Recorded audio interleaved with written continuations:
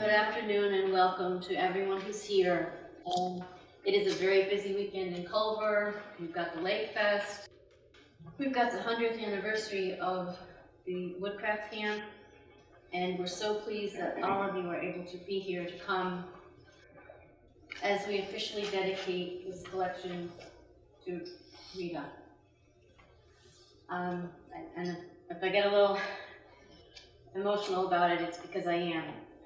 I just wanted to say a few words before I introduce our speakers. I hope you all have a program. As you all know, Rita loved to read. The story was that she read all of the books in her hometown library as a child. Science fiction was her favorite genre. And she was quite instrumental in building the collection that we have here. And you'll hear more about that later. Her very generous family gave us her collection of science fiction titles and asked people to donate to the library in her memory. And the board wanted a fitting memorial for Rita, and we decided that a standalone science fiction collection would be just that. Here at the library, we're always trying to make the best use of the space that we have. And several times Rita said to me that she would like to have her daughter, Abby, who is in Texas, who was an architect, interior design, come and speak to us about how we could better use space. But that didn't seem that it was going to happen. Abby's in Texas and all. But it did happen. And Abby came last summer and helped design this area. So we followed through with the designs that she gave us, and here we are, a year later, ready to have the dedication. It's a well-circulated collection of science fiction. It also includes fantasy. And because for a library our size, we have quite a good collection.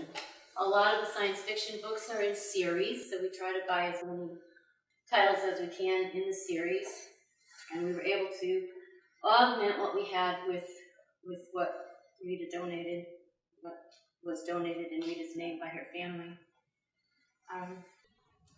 We're also an Evergreen, Indiana library. We participate with 100 other libraries in our system, and we share books. So not only will Culver citizens be reading Rita's books, but there'll be citizens from all over the state of Indiana who will be reading these titles.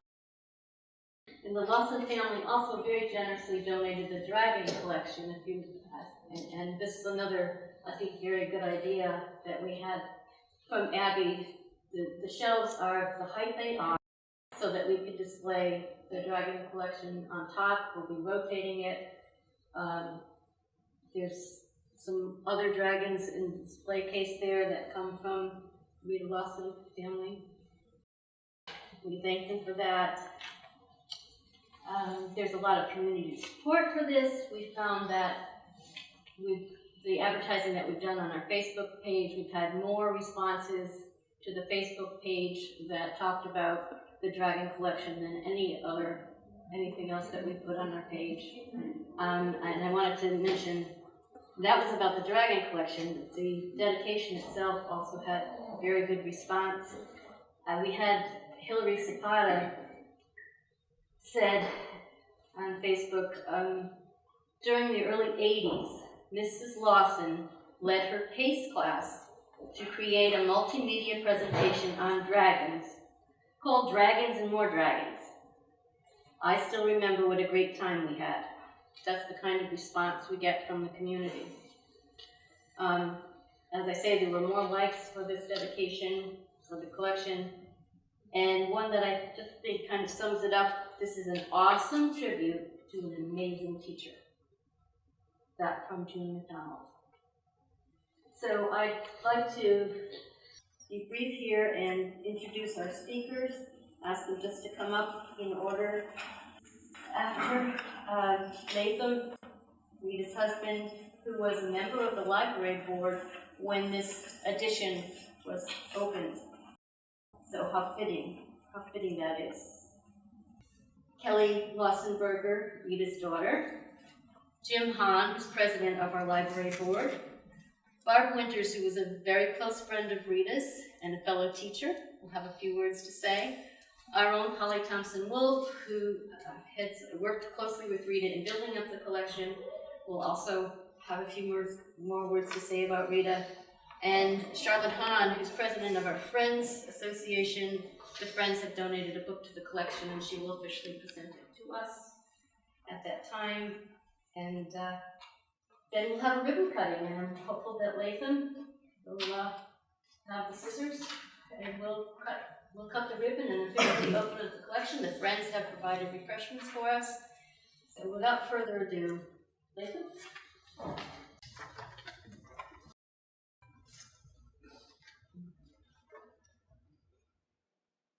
You may hear the same thing 2 or 3 times as we go through the morning, but there are many of us who knew Rita very well. And one of the things that Rita reminded me of periodically was when she was about 8th grader in high school, freshman in high school, 8th grader in junior high. That she went down and took to the Jasonville library and took out a couple books. And she started home with them. When she got home, the librarian had already called her mother and told her that she had getting into those books and maybe she didn't want her to do that at this age. Well, there was always hills to climb. There are always obstacles in the course of life. But perhaps maybe how you overcame it, because she had one big help from her mother. And that is something I've always been especially attentive to. And she read a book a day. I'm not exaggerating. Some days, 2 books. And read constantly. So take a book a week as your goal and see how far you get on. Book a day. I saw Rita very early in my experience at Indiana State, and she was helping build food for homecoming. And I had been requested with Shore to help that with task. But she was one of those people who helped everybody in many different ways. One of the things that always did raise to me was that if I wanted to have her, wanted to find her, wanted to be where she was, all I had to do was find an open book.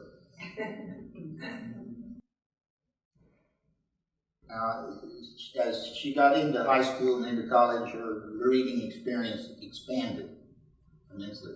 And she kind of liked the Middlebury, the Newberry Award in books, and particularly a bright one. If you've never read it, you've got to do that. The Single Shard. Put it on your book list. If you can't do it, I have 2 or 3 I'll loan to you. Science fiction. She began to spread out as she got into college in her reading, and she entered the science fiction world and fantasy world, like the Perm books, by Anne McCarthy and McFadden, and Anne Norton's books. She began to take into them because of the vocabulary. She was particularly proud of some of her ability to do words that I hadn't even ever heard of.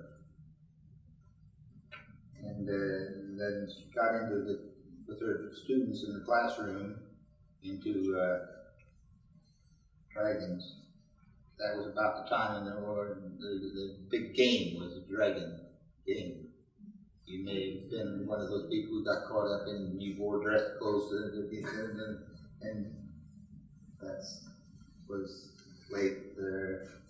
Take them and now with a new direction. We go with helping young people, young minds, new minds in a new way, find to help them and intrigue them into reading. And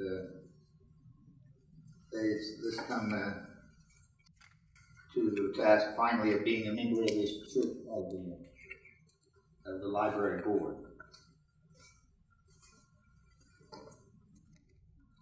No, she comes to the first meeting, and then she decided she ought to go back to the library the next day and see what was around here.